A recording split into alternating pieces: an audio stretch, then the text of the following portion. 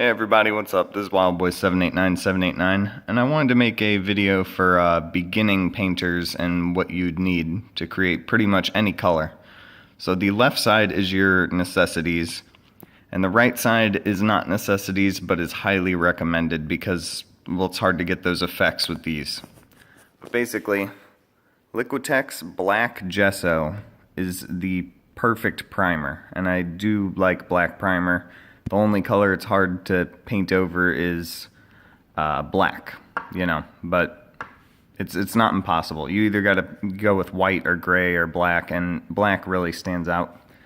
Then I get Citadel Ard Coat, and this is your gloss to protect your paint afterwards. It kind of turns it back into like a plastic toy that you can play with and hit and stuff. So obviously you want white and black.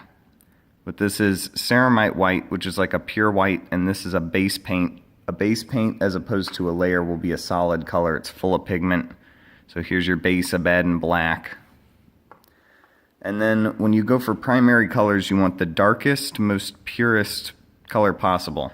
So this is Averland Sunset. It's a base. It's a pure yellow, but it's a rather dark yellow.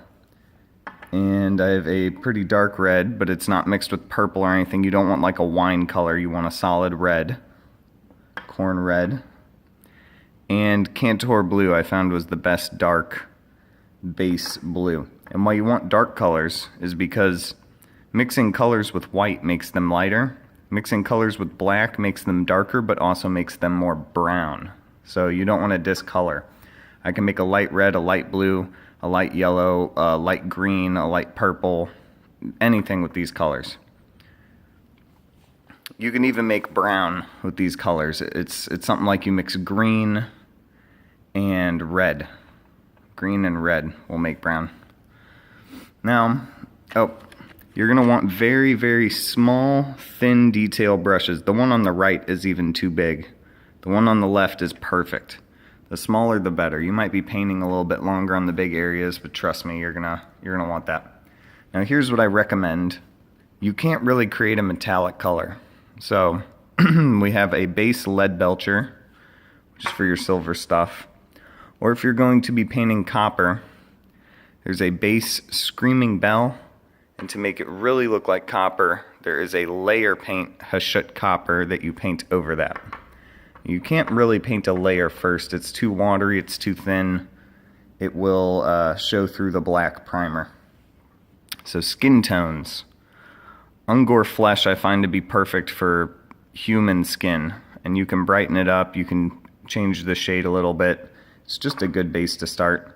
And for animal skin like rat skins or Ungors, I use rat skin flesh.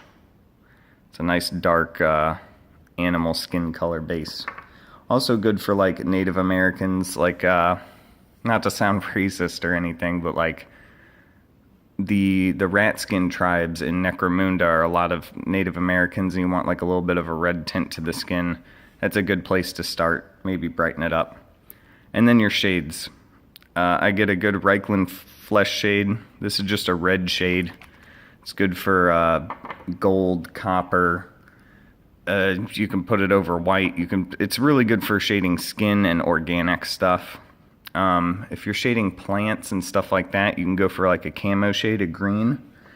But I use this here, Agrass Earthshade. And this is just a brown shade. This goes good over everything. Absolutely everything. A lot of people recommend Nuln Oil, the guy in the store, because that's a black shade and you can black shade over anything. But I find it much more natural to get a brown dingy shade. But basically, ignoring your primer and your stuff like that and your tools, black, white, dark red, dark yellow, dark blue, all base colors, you can create almost anything with these 5. So happy painting.